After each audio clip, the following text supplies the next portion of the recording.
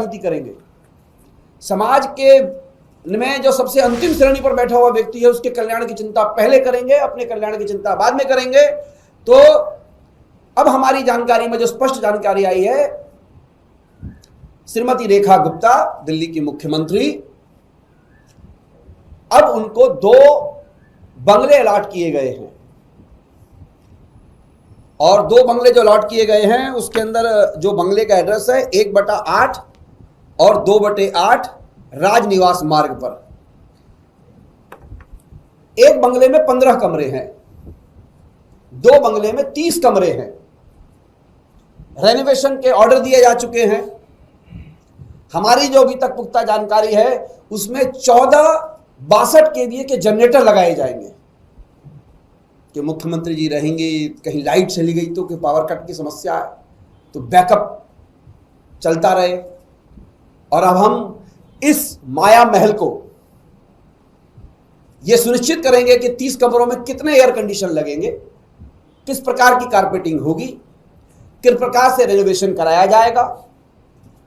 और जो शुचिता की राजनीति कर रहे थे, मेरे को आज वो दिन याद आ रहा है, लक्ष्मीबाई केलकर जी ने राष्ट्रीय सेविका समिति बनाई थी, क्योंकि मैं 32 साल इनके साथ रहा, मैं इन सबको जानता हूं।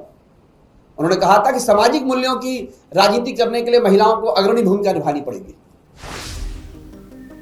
दिल्ली के मुख्यमंत्री को आखिरकार 100 दिनों से ज्यादा समय बाद सरकारी आवास आवंटित कर दिया गया है। अब वो राजनिवास मार्ग स्थित प्लॉट नंबर 8 के बंगले में रहने वाली है। इससे पहले वो शालीमार बाग में अपने निजी आवास में रह रही थी और उन्हें डीडीयू मार्ग, सिविल लाइंस और नॉर्थ एंड रोड जैसे कई आवास दिखाए गए थे। राजनिवास मार्ग का ये बंगलो गृह मंत्रालय की गाइडलाइन के अनुसार है, जहां 4 बेडरूम, बड़ा ड्राइंग रूम और लिविंग रूम, स्टाफ क्वार्टर और लॉन की सुविधा है। पीडब्ल्यूडी ने आवास और कैंप का कार्यकाल को तैयार करने का काम शुरू कर दिया है, जो 2 महीने में पूरा हो जाएगा। मुख्यमंत्री को Z श्रेणी की सुरक्षा दी गई है। दिल्ली में अब तक किसी एक तय सरकारी आवास की व्यवस्था नहीं रही है, इसलिए हर मुख्यमंत्री अलग अलग घर में रहता है। पूर्व मुख्यमंत्री Arvind Kejriwal 6 flag staff road में रहे थे, जिसकी नवीनीकरण पर उठे खर्चों को लेकर खूब विवाद हुआ था। तब बीजेपी ने इसे शीश महल कहा था। वर्तमान मुख्यमंत्री रेखा गुप्ता ने साफ किया कि वो उस शीश महल में नहीं रहेंगे। पूर्व मुख्यमंत्री शीला दीक्षित ने भी अपने कार्यकाल में 2 अलग अलग आवास बदले थे। कई अन्य मुख्यमंत्रियों ने भी अलग अलग स्थानों पर निवास किया था, लेकिन कई बंगले ऐसे भी रहे जिन्हें अशुभ मानते हुए मुख्यमंत्रियों द्वारा छोड़ दिया गया। दिल्ली की नई मुख्यमंत्री रेखा गुप्ता को लेकर आम आदमी पार्टी ने बड़ा हमला बोल दिया है। आम आदमी पार्टी का कहना है कि भाजपा ने सत्ता में आने से पहले सादगी की बातें की थी, लेकिन अब खुद ऐशो आराम में डूब गई है। आप विधायक अनिल झा ने बताया कि मुख्यमंत्री को राजनिवास मार्ग पर 2 बड़े बड़े बंगले दिए गए हैं, जिनमें कुल 30 कमरे हैं। उन्होंने इन बंगलों को माया महल कहा। आम आदमी पार्टी का कहना है कि जिन भाजपा नेताओं ने पहले केजरीवाल सरकार के बंगले और खर्च को लेकर खूब हल्ला मचाया था, अब वो खुद करोड़ों रुपए खर्च करवा रहे हैं। झा ने बताया कि इन बंगलों में बिजली कभी ना जाए, इसके लिए 62 केवीए के 14 जनरेटर लगवाए जा रहे हैं।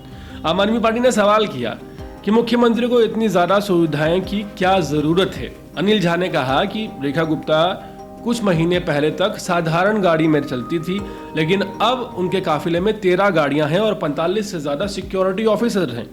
उन्होंने तंज कसते हुए कहा कि क्या अब मुख्यमंत्री के लिए अलग गाड़ियां, बच्चों के लिए अलग और पालतू जानवरों के लिए भी अलग व्यवस्था होगी। आम आदमी पार्टी ने आरोप लगाया कि बीजेपी चुनाव से पहले बहुत सारी नैतिक बातें करती थी, लेकिन अब वो पार्टी सत्ता में आकर पूरी तरह से बदल गई है। अनिल झा ने कहा कि बीजेपी ने गरीबों, रेहड़ी पटरी वालों और झुग्गी वालों की बात की थी, लेकिन अब उन्हें लोगों को उजाड़ा जा रहा है। दिल्ली के कई इलाकों में छोटे दुकानदारों को हटाया जा रहा है, उनकी रोजी रोटी छीनी जा रही है। आप नेताओं का कहना है कि ये सरकार अब सादगी की नहीं, बल्कि दिखावे और शानो शौकत की सरकार बन गई है। जनता के टैक्स का पैसा बंगलों की सजावट, जनरेटर, एसी, लग्जरी गाड़ियों पर खर्च किया जा रहा है। उन्होंने सवाल उठाया कि पहले जो सरकारी मकान मिला था उसमें क्यों नहीं रही मुख्यमंत्री, नए बंगले के लिए इतना पैसा क्यों खर्च किया जा रहा है।